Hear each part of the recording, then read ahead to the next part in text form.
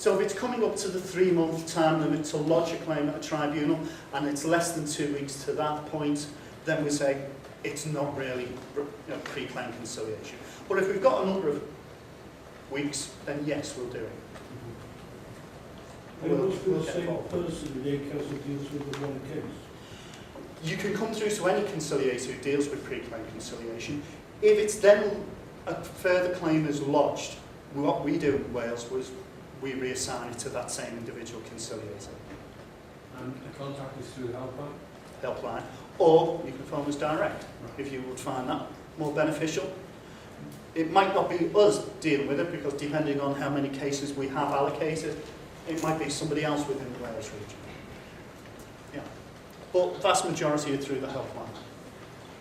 In fact, I've got some statistics for you later for that. What we found, last year's figures, is 70% of pre-claim conciliation weren't actually lodged at a tribunal. So after they'd gone through pre-claim conciliation. Now whether that's resolved or the person didn't bother claiming after that period, we don't know those figures, but it's fairly substantial. So I'm going to ask the same question again. If we had a client here Yeah. that has an employment issue, would we as a matter of course suggest pre-claim conciliation or would we not? Is there a There's no set process, but what you've got to bear in mind is, from the government announcement recently, what they're considering is sending everything through to us anyway. In fact, that will be what the norm. Every claim that's coming through a tribunal will come to us and we'll get a set time, 1 month, I believe the criteria is, or nothing's set down in stone yet, but we will have 1 month to resolve it before it is lodged at a tribunal.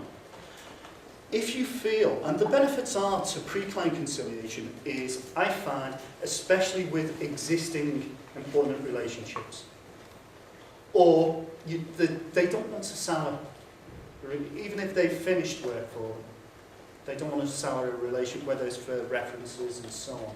They're the greatest benefits. It could be the person, especially for an employer, is you don't need to respond to the tribunal claim.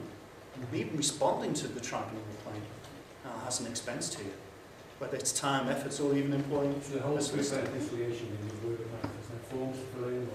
Yeah, that's correct. The only form that we send out, there's no forms, we send out a pre-claim conciliation and our contact details. And again, it's confidential. It's not going to influence a tribunal claim. What you do is if you come to an agreement, is you're giving up your rights to pursue it through to a tribunal. So use what works for yourself, and we found the benefits of pre-claim conciliation.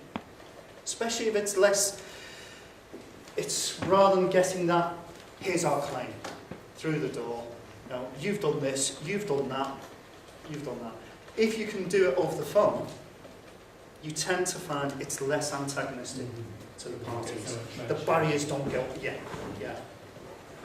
And we can discuss it through that aspect. Can I ask, do you draw up a legally binding agreement in the same way? Yes, exactly the same way, COP3 agreement that covers the parties. And it can, again, include everything that the parties want. Is it legal? Are you happy for people to phone up and say, this is really what we want to do, will you represent it? No. Especially if it's somebody now. No.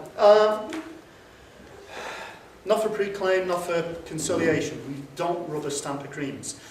There is a large grey area with individual conciliators, like myself, what they call, as we've had some input into it.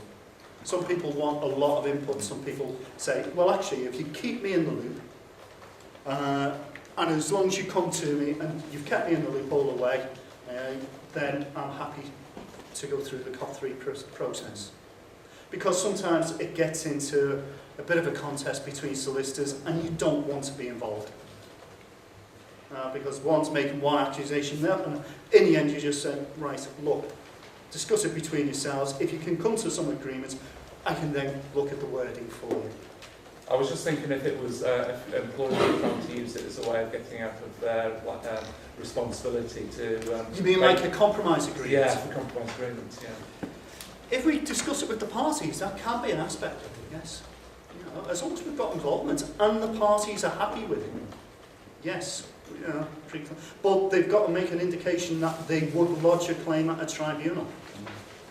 Stuart, we've not really covered this so far. Yeah. I wonder if you could briefly explain the difference between a COT3 and a compromise agreement. Because there might be people who don't understand. Sorry, yes. Is that a fair question? Yes, and whether you'll get a right answer is... A COT3 is produced by Acas. And what? COT3. Cost. Now, I've got to ask the other COT. Dave, what does that stand for? COT3. I've got to ask the other Dave, what does it stand for? It's... because it goes back 20 years and the terminology isn't used anymore. It's conciliator officer something. Tribunal. Conciliator officer tribunal agreement. And that's our legally binding agreement, COT3. A compromise agreement is one that has to be done with legal advice. And it's also a charge for compromise agreements. £500. So ours is free, compromises, and that's why a lot of solicitors use our process as well. They've got the same law enforcement, it's a binding contract to the parties. A compromise agreement can cover all other aspects as well, like COT3 agreements don't as well. It's too long to explain, but things like movement, restriction in trade and so on. But the easiest way to say it is, if it's through Acas, it will be a COT3 binding agreement. If it's just through solicitors, then it's a compromise agreement. And this is where rubber stamping comes in, to tell a pair of solicitors on Friday, they come to the wording, they'd agreed the wording, and they said, can you put it on a COT3? Had no involvement whatsoever with it. So I said, no, you're going to have to go down the compromise route. So we do have the option of refusing conciliation as well, where we feel it's just rubber stamping agreements. I know you said you don't give legal advice. Yes. But do you ever find yourself in a situation where you've got somebody who is being making decisions without having considered all the options properly? We will point that out to them, and we will point, because at the end of the day, what we're doing is pointing out the realities. We point out what a tribunal will consider. If it's an unfair dismissal, we'll say, well, the tribunal, what process did you follow? Did you even follow a process? Because these are the things the tribunal are going to be looking at. If they haven't, then we'd strongly suggest you go and seek some legal advice on that. To So find you're out the liability. educating people on the legal things without telling them what they Yeah. should do? Well, point out statutory. What we're not going to say is, right, you've lost pay, or you're in the wrong. What we'll say is, there is a statutory requirement to pay holidays, there is a statutory requirement, or there is a process to follow to dismiss a person. If you haven't followed that, likelihood is you will lose. The consequences of could be this. It's still a choice. You point that out to people, they're still saying, no, I think I'm in the right. But at least they've been given that choice. We'll also point out factors if a party is being unreasonable, threatening the other party. We'll point out the legal aspects to that. Costs is an issue. I know Rod's dealt with certain ones before. An employer might threaten the action of costs against a party. It's often thrown in. It's rare. We'll point out, actually, costs is it. You may have costs awarded against you if you're unsuccessful. But out of 72,000 cases in 2010, 387 had costs awarded. Last time I saw the figures on that, more of them were against the respondent than against the claimant. Yes. Yeah. And if they're legally represented, it's a huge proportion. I think of the figures, 280 of the ones of the 387 were represented. So a judge may say, well, actually, it's your legal team who's falling down here. They should have notified you a long time ago you didn't have a claim, or you've been wrong. So it's often a hammer used to try and put people off making claims. We will point out, well, actually, reality is this. It is an issue you've got to think about, but might not be as much as they're making it out. Do Acas make any charges at all? No. No. The only charges we make are things like training events and so on. For arbitration and conciliation? Conciliation, no. All that is free funded service. Are we okay with that? Okay. Just to give you some statistics then, as I mentioned earlier, our helpline dealt with over 1 million calls last year, and it is on the increase, mostly because people are starting to find out who Acas actually are. We are publicising, and it's getting through from word of mouth. And again, I've got on my cards later on, there is the helpline number, and I'll be printing, it'll be coming up here as well. Of the 1 million calls last year, 20,000 were referred for pre-claim conciliation. So about 2%. And again, it's on the increase.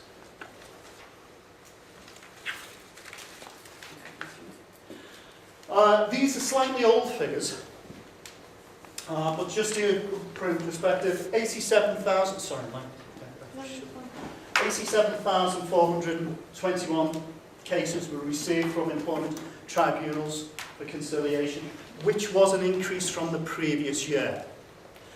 2010-11 decreased, but it still was fairly substantial. I think it was 70,000 plus cases. Do you think some of that was down to the fact that you were dealing with them through pre-claim? It had a, yeah, it could have been. But our first year we only got 10,000, so yeah, the figures married up. I can't really say that all those pre-claim conciliations would never have lodged a case. It could have been people just keeping their heads down. Let's face it, in these times, people don't want to rock the boat. No matter how badly I'm treated, I've got a job, unlike such and such.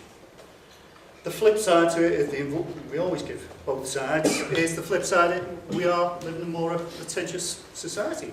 People are aware of their rights more. They are willing to make a claim. And again, 78% of cases were resolved.